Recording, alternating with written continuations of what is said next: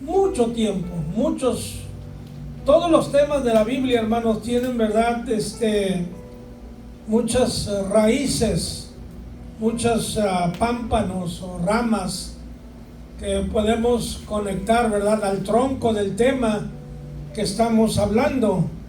Pero quiero hablar ciertas cosas porque veo que la iglesia está para encarar una situación que no hemos vivido, que no hemos experimentado, y que el estilo de vida como la conocemos está para cambiar radicalmente, y que nos va a afectar a todos nos va a afectar. Nos va a afectar al que está débil en la fe, le va a afectar, desorientándose, confundiéndose, preguntándose, Señor, ¿por qué? ¿Cuándo? ¿Cómo? Ya ven, cuando alguien se enferma, a un pastor aquí en Houston se le accidentó el hijo, y la primera pregunta de los hermanos, ¿y por qué? ¿Y por qué? ¿Y por qué? Ve usted cómo nos desorienta cualquier cosita que trastorne el estilo de nuestra vida. Y siempre apuntamos, ¿verdad? Es que pues está en pecado, o está mal, o está... Y no sabemos nada a última hora. ¿Cómo Dios está tratando con aquella persona? ¿Por qué? Bueno, ¿qué tal si Dios tratara con todos nosotros a la misma vez? Y vinieran cosas, ¿verdad?, que nos simbraran, que nos perturbaran, que nos dejaran confusos, perplejos, y que no halláramos fácilmente la respuesta. Quizá ni la predicación o el consejo nos afectaría para cambiar nuestra manera de ser o pensar, nuestras emociones, etc. La Biblia nos enfatiza mucho, hermanos, la necesidad de orar a todo tiempo. A todo tiempo, en buen tiempo, en mal tiempo, en crisis o no crisis, en enfermedad, no enfermedad, en escasez, no escasez, en peligro, no en peligro. La Biblia siempre nos enfatiza con vehemencia la necesidad de orar sin cesar. Porque cuando nosotros, dice la Biblia, que el que piensa estar firme, mire que no caiga. Tú piensas que estás firme, pero realmente estás. Recordemos que Jesús dijo: en aquel día muchos me dirán, Señor, en tu nombre hicimos esto y lo otro, y el Señor les dirá: nunca os conocí. Hay gente que dice: yo conozco al Señor. Ese no es el problema. El problema es: me conoce él a mí.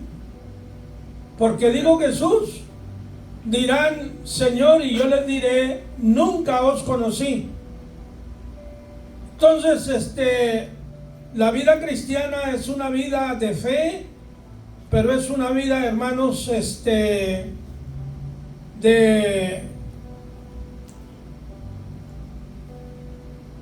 compleja, y solamente la guianza del Señor, la ayuda del Señor nos puede enseñar qué hacer. Aleluya. Quiero tomar dos porciones bíblicas y luego voy a ir al texto principal, que va a ser en los Evangelios, allá en Lucas. Pero quiero tomar dos porciones del Antiguo Testamento. Una de ellas se halla allí en Eclesiastés capítulo 5, y creo que está hablando de una actitud que debemos nosotros tener cuando venimos a la casa de Dios. Venir con una actitud correcta, ¿ok? Con una actitud correcta. Dice el capítulo 5, versículo 1: cuando fueres a la casa de Dios, guarda tu pie y acércate más para ofrecer el sacrificio, para oír, que para ofrecer el sacrificio de los necios, porque no saben que hacen mal. Note usted las palabras: cuando fueres. No dice si fueres a la casa de Dios, como una opción que tendríamos. Voy si quiero ir, si me da ganas de ir. No dice cuando fueres.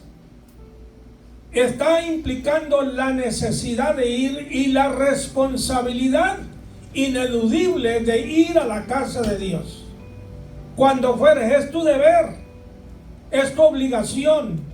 No es la obligación de que alguien te lleve. Tú voluntariamente debes de ir a la casa de Dios. Dice, y guarda tu pie. Detente, haz las cosas cautelosamente, con meditación, con seriedad. En los Salmos dice que entremos a la casa de Dios, ¿verdad? Con regocijo, alabándole, bendiciéndole, con meditación. Dice, acércate más para oír que para ofrecer el sacrificio de los necios. Estamos escuchando, no solamente con nuestro oído, con nuestro espíritu y alma. Estamos escuchando la palabra, la estamos recibiendo, la estamos asimilando, la estamos poniendo en práctica. Y dice, no te des prisa con tu boca ni tu corazón se apresure a proferir palabra delante de Dios. O sea, no hagas las cosas con ligereza, con un sentido, con falta de sentido de responsabilidad. No te apresures, no te des prisa con tu boca, ni tu corazón se apresure a proferir palabra delante de Dios, porque Dios está en el cielo. Cuando dice esto, quiere que consideremos la grandeza, la majestad de Dios, el poder de Dios, la sabiduría de Dios, que nadie se le esconda, nada se le esconde. Todo lo oye, todo lo observa. Nuestros sentimientos, nuestras emociones, nuestras palabras las oye, nuestra actitud la conoce, nuestras reacciones las examina. Dios está en el cielo, recuerda eso. Él no es un cualquiera, no es igual a ti. Amén, gloria a Dios. Algunos, ¿verdad? Aquí en Estados Unidos dicen, God is my buddy. Dios es mi amigo. Dios es mi camarada. No, espérate. Dios no es igual a ti. No es igual a mí. Si es mi amigo, porque Él dijo, ¿verdad? Vosotros sois mis amigos si hacéis las cosas que yo os mando. Si estás sumiso en obediencia, entonces eres mi amigo. Pero a Dios hay que respetarlo. Dice, tú estás sobre la tierra. Él está allá, Él lo ve todo, Él lo examina todo. Él controla todo desde allá. Tú eres pequeño, tú eres debilucho. Tú dependes de Él, tú lo necesitas a Él. Es lo que está explicando aquí Salomón, ¿verdad? Por tanto, sean pocas tus palabras, o sea, mide las palabras, el compromiso que haces con Dios. Cuando vas a hacer una promesa, no tardes en pagarla. Si aquí en la tierra manchas tu crédito no pagando tus deudas, ¿cómo será con Dios? ¿Puedo yo prometerle a Dios algo y mañana se me olvidó y hago la cosa contraria y creemos que Dios es cualquier muchacho, cualquier camarada, cualquier vecino que le puedo decir cualquier cosa y Dios ya?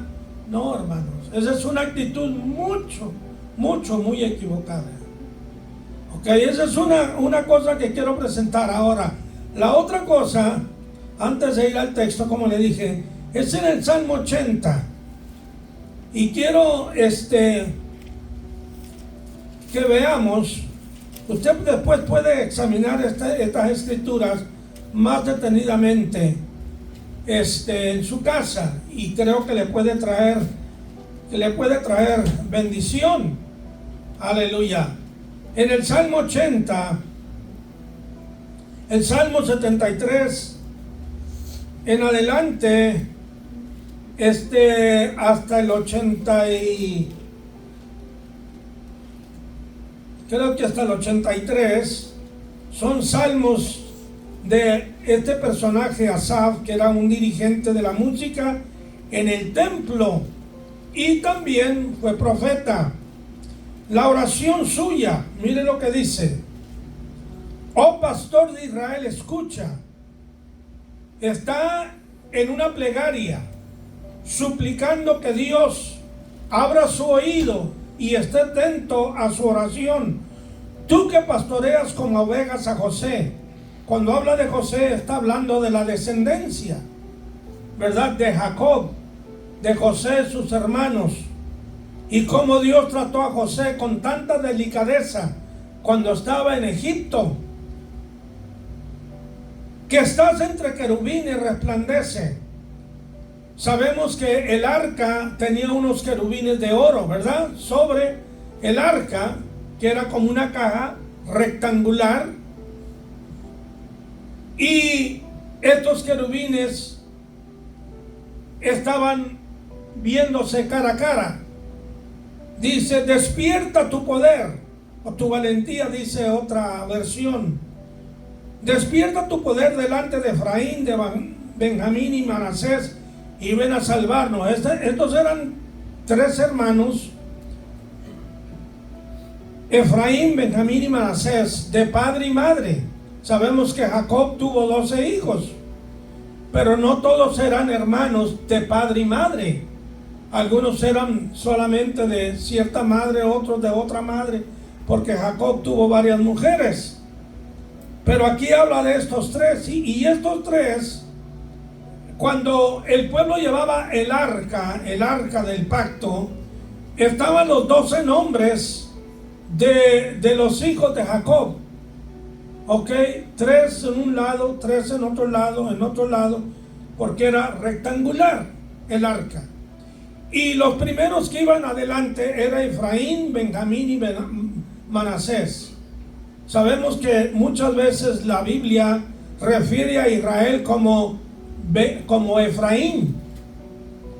Y Benjamín era una tribu pequeña que estaba aliada más cercamente con Judá, con la tribu de Judá. Y estos benjamitas eran unos guerreros extraordinarios. Entre comillas, déjeme decirle que Saúl, el primer rey, era de la tribu de Benjamín y era un hombre alto, grande, el más alto en Israel, pero fue un cobarde, le faltó carácter. Pablo también era de la tribu de Benjamín, pero fue un hombre de estatura pequeña, pero fue un hombre valiente, osado para llevar la palabra de Dios. Contrastes en caracteres y también en tamaño. Bueno, esta es otra cosa, ¿verdad? Pero y llevaban el arca, y estas tres personajes, los nombres de ellos iban enfrente. Y dice, oh Dios, restáuranos, haz resplandecer tu rostro, o sea, hallemos gracia delante de ti. Hallemos gracia, venos con una sonrisa. Haz resplandecer tu rostro, tu gloria, tu poder sea vista en nuestros medios. Es lo que nosotros necesitamos, hermanos, más que iglesia, más que predicación o que enseñanza. Todo eso es bueno. La alabanza, eso es bueno, nada estamos quitando de ello, pero necesitamos que Dios resplandezca su rostro sobre nosotros, que la gloria de Dios baje. Recordemos cuando Salomón dedicó el templo a Jehová, ¿verdad? En Segunda Crónicas, ahí por el capítulo, creo 6, 7 por ahí, que la gloria de Dios descendió de tal manera que los sacerdotes no podían entrar en el templo a causa de la grandeza de la presencia de la gloria de Dios. Y es lo que la iglesia del siglo XX y XXI necesitamos. Más que iglesia, más que alabanza, más que danza, más que todo eso, necesitamos la gloria, la presencia de Dios. Y no lo vamos a lograr si no hay en nosotros, hermanos, una práctica cotidiana de la oración. Y no la oración porque tengo que pagar la renta. Señor, dame para la renta. Señor, dame para pagar el carro. Señor, dame trabajo, dame... No, olvídate de esas cosas. Olvídate de esas cosas. Tenemos que buscar la presencia suya. Es lo que necesitamos, es lo que está hablando aquí el salmista. Haz resplandecer tu rostro sobre nosotros. Y luego dice, ¿hasta cuándo? Cansado de esperar, de estar esperando. Pero ¿por qué esperaban tanto? Una, por el pecado del pueblo. Habían indignado a Dios con su actitud y su pecado, idolatría. y la falta de aceptar responsabilidad por sus acciones. Cuando yo hago mal, yo tengo que aceptar que yo hice mal. Yo no debo de culpar a nadie, ni al diablo mismo, porque el diablo me va a tentar, me va a provocar, pero él no me obliga a que yo tome cierta reacción. Tú caes porque tú quieres caer, porque te gustó, porque estabas débil en la carne, porque no buscamos a Dios. La culpa es nuestra, tenemos que asumir eso, hermanos. De lo contrario, creemos que estamos jugando con Dios, y Dios no es juguete, y Dios no impone sobre nosotros una carga más pesada que la que nosotros podemos llevar. Aleluya. Muy bien, hasta allí solamente quiero presentar. Pudiéramos hablar mucho más de esto, tiene mucha extensión, pero quiero llevarlos a ustedes a lo que es la oración allá en Lucas, y vamos a ver unas cuatro maneras de orar a Dios. ¿Ok? ¿Cómo nos dirigimos a Dios? Si a usted el gobernador lo invitara a un banquete, o que usted fuera representante de un grupo de gente, de un sector del pueblo, y hablase por ese grupo de pueblo, usted es el vocero, la vocera que va a hablar ante el gobernador, o ante el Congreso, o ante el presidente. Sería un honor grande, distinguido. ¿Cómo llegaría usted a ellos? Cuando Billy Graham lo invitó la reina de Inglaterra, quería conocerlo, quería verlo, quería saludarlo. Dice Billy Graham: me puse el mejor traje que yo tenía, la mejor corbata, el mejor calzado. ¿Por qué? Porque la reina no es una cualquiera, socialmente hablando. Y la palabra nos enseña que al que respeto, respeto, al que pecho, pecho, al que honra, honra. ¿Verdad? Aquí en la tierra hay cierta ética social que es bueno practicar. Si queremos que se nos respete, tenemos que respetar, tenemos que reconocer el puesto, la posición de aquella persona, aunque sea pecador, que sea malvado. Nabucodonosor era un pecador, era un asesino. Sin embargo, usted se fija en lo que habla Daniel. Daniel no trataba a Nabucodonosor como cualquiera, lo hubiera echado a los leones, no una vez, dos veces, tres veces. Hubiera acabado con ellos. Bueno, cuando nosotros nos acercamos a Dios, ¿en qué actitud? ¿Con qué actitud? ¿Con qué humildad? ¿Con qué amor? ¿Con qué palabras de amor, de respeto vamos a dirigirnos al Señor? Miren lo que dice ahí en el capítulo 11.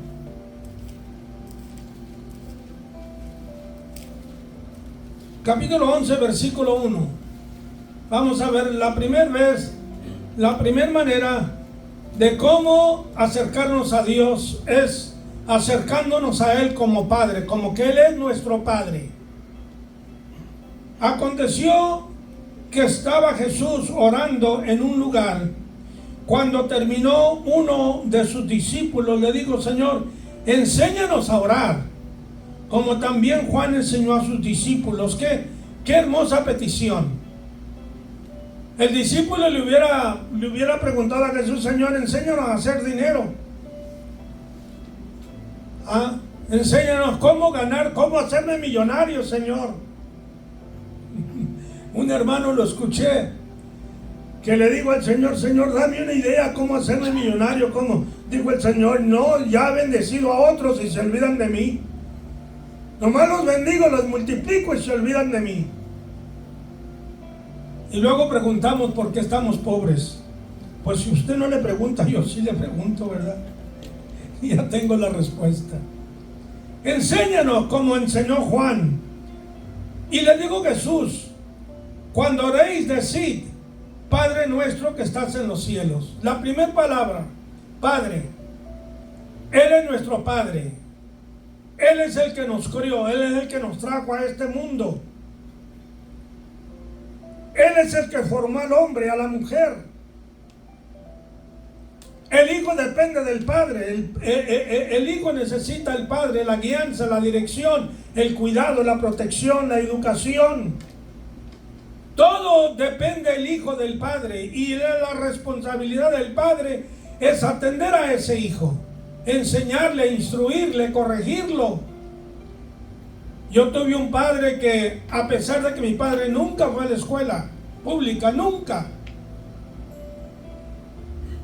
tenía más cultura, más sensatez, más sentido común que mucha gente que he conocido que son universitarios y son unos tontos. O están informados, hablan con gran elocución.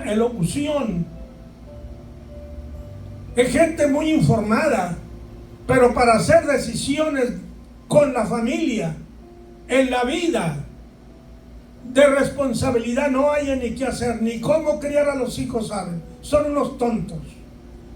Mi padre nos crió enseñándonos, instruyéndonos. Siempre la base, el punto de referencia era la Biblia, la palabra de Dios. No eran libros de psicología o la filosofía, y todo eso tiene su lugar, es bueno. Pero lo más fuerte, lo más impactante, lo más informativo, lo más que ilumina es la palabra de Dios. Y cubre todos los aspectos de la vida, la Biblia, la palabra de Dios. Padre nuestro que estás en los cielos, o sea, reconocerlo, como leímos allí en Eclesiastés, porque Dios está en los cielos y tú sobre la tierra. Recuerda tus limitaciones. Tú que estás en los cielos, tú que gobiernas, tú que hiciste las estrellas, el sol, la luna, los astros, tú que dividiste las aguas de las aguas, tú que hiciste todas las cosas. Santificado sea tu nombre. Honrar el nombre del Señor, levantarlo en alto, porque es santo su nombre. Hay mucha gente, hermanos, que ha tomado el nombre de Dios muy irrespetuosamente. Aquí en Estados Unidos especialmente oigo expresiones que, ofensivas, que he tenido que abrir la boca y les he dicho a algunas personas sin conocerlas: tú sabes lo que estás diciendo. Fíjate, mide tus palabras, y se han avergonzado. Pero el nombre de Dios debe de ser santificado. Y luego dice: venga tu reino. ¿Cuál es el reino de Cristo? Su gobierno. Apresúrate a establecer tu reino sobre la tierra, porque el hombre ha hecho muy mal trabajo estableciendo reinos aquí en la tierra. Ha cometido injusticias, ha trastornado todo. Venga tu reino, hágase tu voluntad. ¿Cuál es el reino de Dios? Su voluntad, su propósito, que se lleve a cabo el plan suyo. Aleluya. Que quede, hermanos, bien hecho, bien culminado.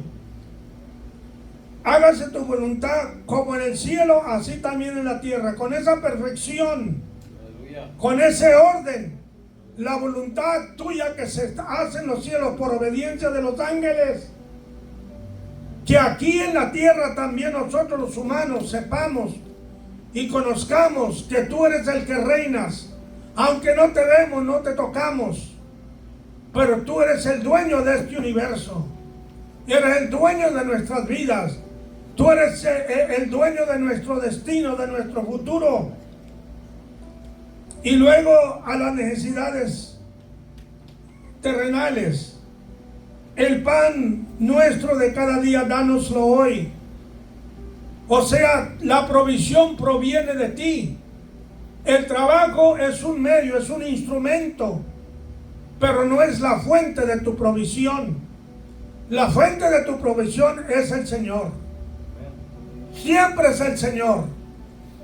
Cuando tú comienzas a poner tu mirada en el dinero y ya te estás zafando de Dios, desligando de Él. Estás poniendo tu fe en aquello que se ve, que se palpa.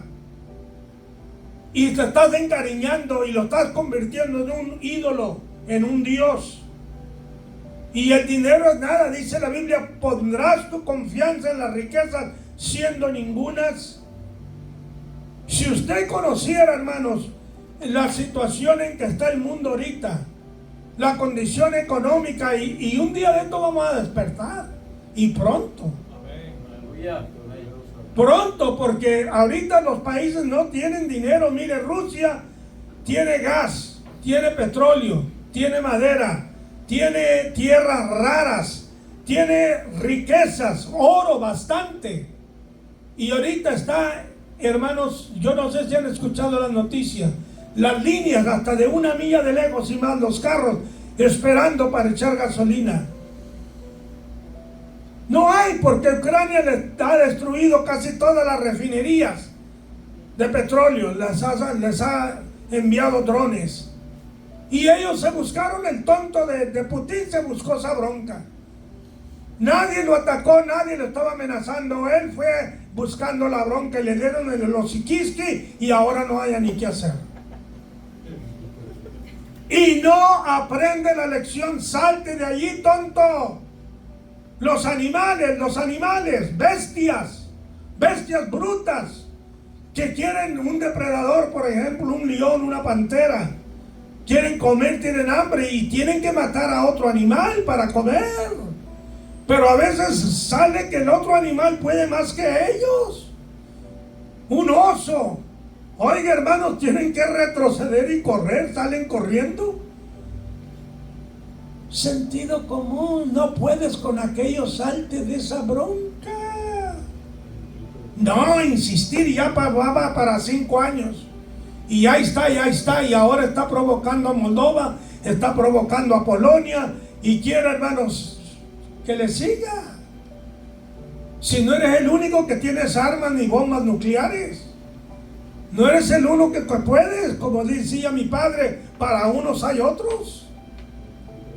Los países están armados hasta los dientes, hermanos.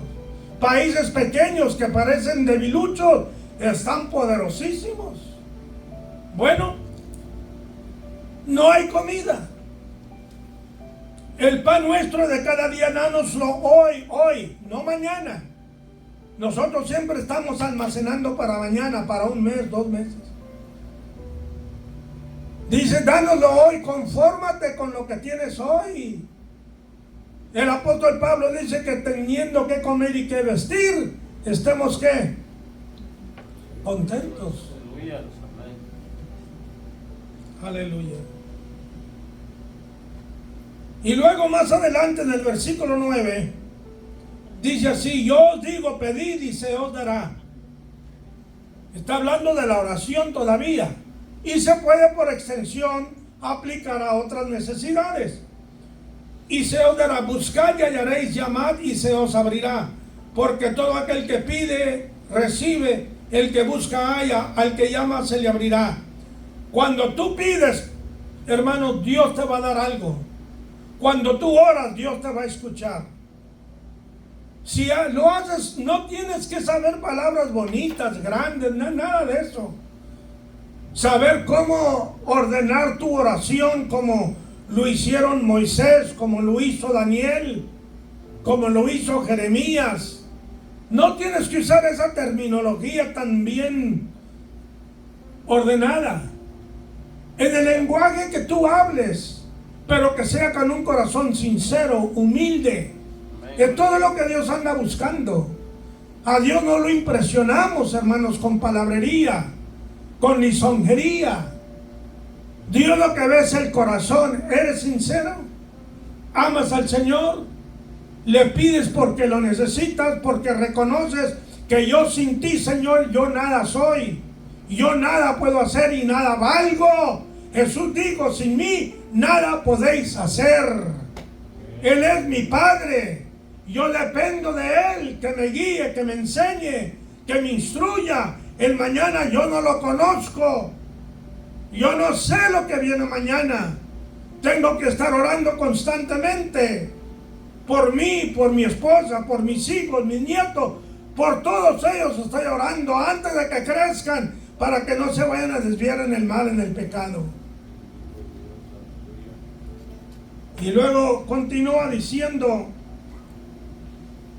¿qué padre de vosotros, versículo 11, si su hijo le pide un pan, le dará una piedra? ¿O si pescado, en lugar de pescado, le dará una serpiente? ¿O si le pide un huevo, le dará un escorpión?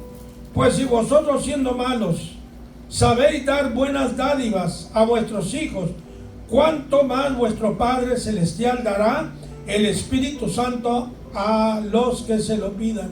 Ay, hermano, pues yo no le estoy pidiendo el Espíritu Santo, yo le estoy pidiendo que me dé $1,000,000. Bueno, precisamente por eso es que no lo recibes.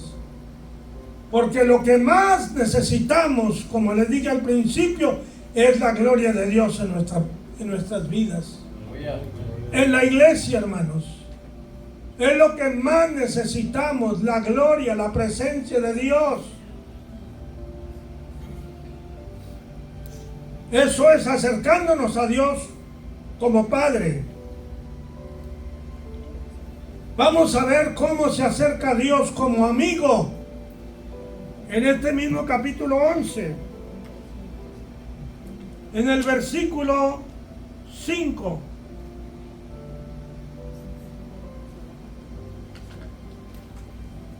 Les digo también, ¿quién de vosotros que tenga un amigo va a él a medianoche y le dice: amigo, préstame 3 panes, porque un amigo mío ha venido a mí de viaje y no tengo que ponerle delante? Y aquel, respondiendo desde adentro, le dice: no me molestes, la puerta ya está cerrada, mis niños están conmigo en casa, no puedo levantarme y dártelos. Os digo que aunque no se levante a dárselos por ser su amigo, sin embargo, por su importunidad se levantará y le dará lo que necesita. Qué tremendo, ¿no? En otras palabras, hermanos, el Señor nos está enseñando que a veces nosotros no sabemos cuándo pedir o cómo pedir. No somos perfectos en las cosas que hacemos. En la oración no somos perfectos, en el ayuno no somos perfectos. Si hablamos, predicamos o enseñamos la palabra, no somos perfectos. Si testificamos, si cantamos, no hacemos las cosas 100% perfectos. Hay una deficiencia que a veces la gente no nota, cuanto más el Señor. Pero Dios ve sobre esas fallas. Porque si estuviera examinando cada palabra nuestra, hermanos, y a Dios le disgustara esto y lo otro, nunca nos respondiera. Pero Dios lo hace, hermanos, porque hay una crisis, porque hay una necesidad. Y a veces la necesidad no es mía, la necesidad es por otro. A este hombre Jesús dice que vino a él un amigo de noche, en tiempo inoportuno, cuando ya está en cama con sus niños, durmiendo, descansando. ¿Quién se le ocurre ir a las 10 de la noche, 11 de la noche, 12 de la noche a tocar la puerta? Mi padre me platicaba, vivíamos, no recuerdo si era en Rosenberg, era en Houston o viceversa, pero había mucha necesidad.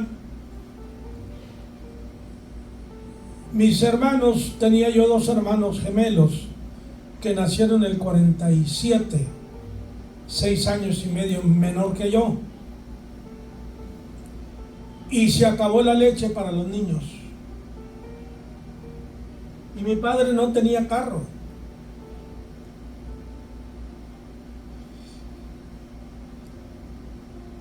y emprendió el viaje a pie a ir a la casa de un pastor amigo a pedirle para comprarle leche a los niños. Eso es una crisis, una necesidad. Gracias a Dios que el otro hermano pastor le concedió lo que necesitaba. El Señor dice, tú puedes venir a mí en tu crisis, en tu necesidad, en tu apuro. Cuando nadie te puede ayudar, cuando no hayas una puerta abierta, cuando todo se ve perdido, aun cuando sea de noche, no importa, ahí estoy yo para ayudarte. Ahí estoy yo para escucharte, ahí estoy yo para suplirte, ahí estoy yo para bendecirte. Él es nuestro amigo. Él es Cristo, es nuestro amigo. Entonces podemos ir a Él como amigo, buscándole, pidiéndole, rogándole. Aleluya. ¿Cómo puedo ir a Dios, hermanos?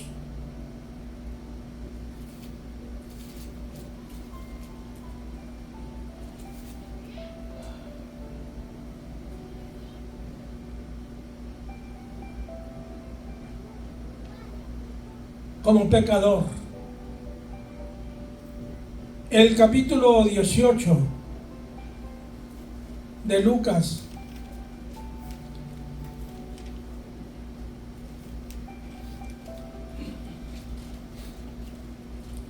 capítulo 18 de Lucas,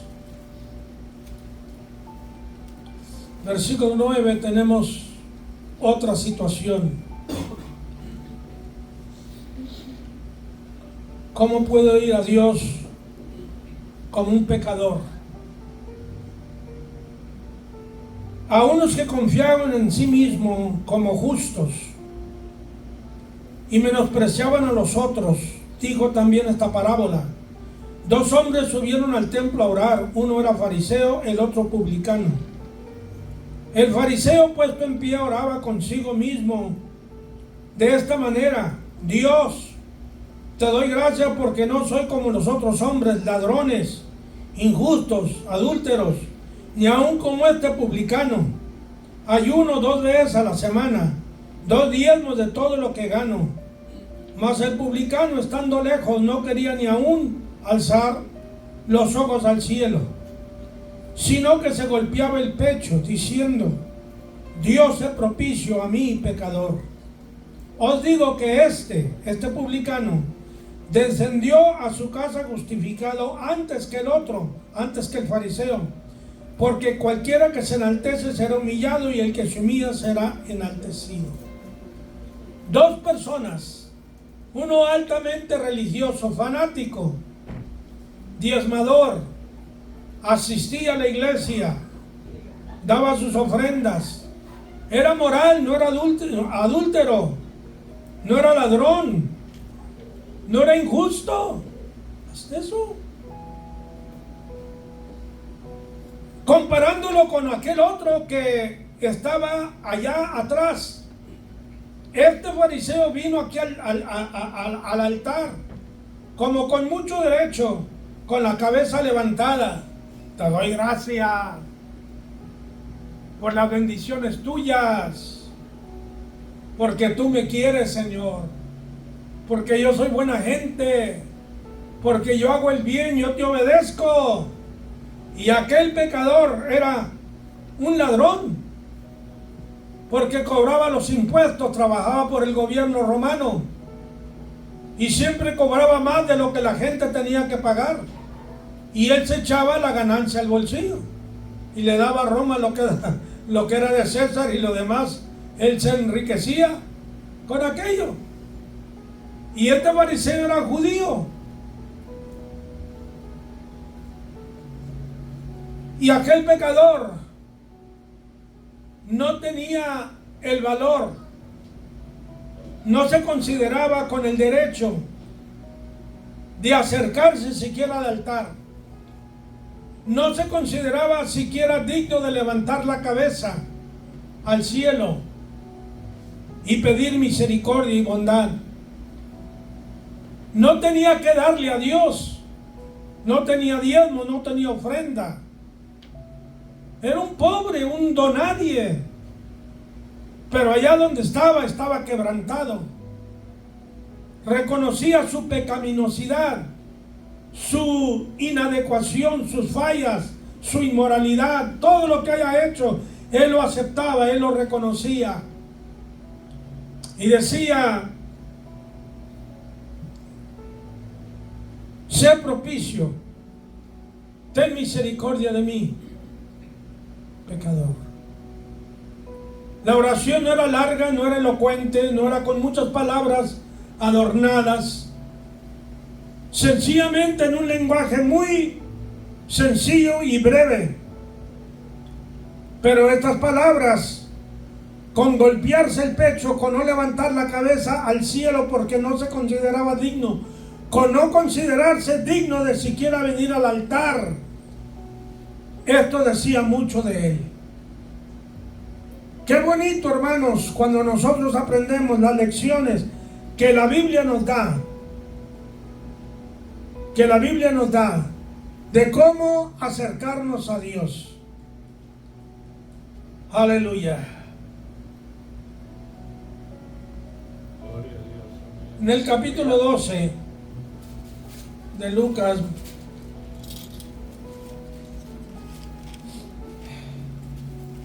cómo acercarnos a Dios como juez. Dios es un juez también, ¿no? Dios es un juez y va a juzgar a los vivos y a los muertos, a los buenos y a los malos. Capítulo 12, versículo 57. ¿Y por qué no juzgáis por vosotros mismos lo que es justo? Cuando vayáis al magistrado con tu adversario, procura en el camino arreglarte con él, no sea que te arrastre al juez y el juez te entregue al alguacil. El alguacil te mete en la cárcel. Te digo que no saldrás de allí hasta que hayas pagado aún la última blanca, el último centavo. O sea, cuando hay una disputa entre ti y alguien más, y tú sabes, no nos hagamos del tontito, tú sabes que la falla es tuya y que aquel tiene el derecho y que en la corte te va a ganar el caso, especialmente si trae un abogado y tú no llevas. Y no quieres pagarle, no quieres asumir la responsabilidad tuya. Dice el Señor: haz un arreglo de paz. Trata de hacer las paces antes de llegar hasta el juez, porque quizá este amigo te considere, sea más compasivo. Usted ya ha fijado, hermano, que lo que son policías, fiscales y jueces, no les gusta que tú vengas ahí haciéndote del inocente. Aunque ellos son igual, no creas tú que son unos santitos. La policía te para, no quiere que le eches mentira, pero cuando él va a corte y le reclaman algo, son puras mentiras lo que está diciendo. Y grandes. Pero así son, ¿y qué vas a hacer? Yo no los voy a cambiar, tú no los vas a cambiar. Tú no tienes la ventaja, él tiene la ventaja. Y si tu enemigo tiene la ventaja y es más fuerte que tú, trata de hacer las paces antes de llegar allá. Y lo que el Señor nos está diciendo aquí, antes de que te vayas a comparecer con el juez de jueces y Señor de señores, haz tu paz aquí con el Señor a través de Jesucristo. Porque Él te perdona, Él intercede por ti, Él es tu abogado. Él conoce tus limitaciones. Él te puede restaurar, Él te puede perdonar, Él te puede justificar. El Señor no está, hermanos, para darnos un garrotazo, para condenarnos. Él mismo dijo, el Hijo del Hombre no vino sino para servir y dar su vida en rescate por muchos. Yo no vine a condenar las almas, vine a salvarlas. Ese es el negocio de Cristo. Salvar, perdonar, redimir, justificar, lavar con su sangre. Entonces, si yo estoy mal delante de Dios, ¿qué debo hacer? Aceptar responsabilidad por mis hechos, por mi palabra, por mi pensamiento, siendo que no le puedo esconder a Él nada. Arreglar mi situación con Él. Y entonces, hermanos, tendré victoria. Recordemos que al comparecer ante el juez hay un fiscal, es el acusador. Y la Biblia nos habla, ¿verdad? En el apóstol Pedro nos habla, capítulo 5, 8, creo que segunda de Pedro, primero, no recuerdo. Pero ahí está, 5, 8. Satanás, nuestro adversario, anda como león rugiente, buscando a quien devorar. Él es el fiscal, dice la Biblia en Apocalipsis 2, es que Él es el acusador de nuestros hermanos. Satanás nos está acusando día y noche, día y noche, día y noche. Entonces, la manera que yo puedo ser justificado es por Cristo Jesús. Se dice que Martín Lutero, el reformador, tuvo un sueño en el cual Satanás le enseñaba una lista grande de sus pecados, grande así, grande. Y luego terminó con ella y le dijo, Martín le dijo, ¿y hay más pecados míos? Sí, mira, acá está otra lista grande. ¿Hay más? No, dijo, pero con esto es para condenarte. Sí, dijo, pero arriba de todos esos pecados pongo la sangre de Jesucristo, su Hijo, me limpia de todo pecado. Entonces no hay nada malo, manchado, sucio, asqueroso, repugnante, chocante delante de Dios que yo haga que la sangre de Cristo no puede limpiar y deshacer. Dios quiere, hermano, que nosotros en esta mañana podamos asimilar estas palabras y ponerlas en práctica. Esto se los comparto a ustedes porque deseo que Dios fortalezca su iglesia en estos tiempos venideros. Vienen tiempos malos, hermano, pero Cristo no se va a ausentar. Y créamelo, Él no está muerto, Él está vivo. Y Él está atento a nuestra oración, a nuestra plegaria. Pongámonos de pie en el nombre del Señor Jesús. Aleluya. Siempre, hermanos, en el altar del Señor hay descanso, hay refrigerio, hay perdón, hay alivio, hay limpieza. Y yo les invito, si usted gusta, pasar unos tiempos aquí, enfrente del altar. Vamos a orar al Señor. Vamos a pedirle su gracia. Vamos a pedirle su ayuda. Aleluya.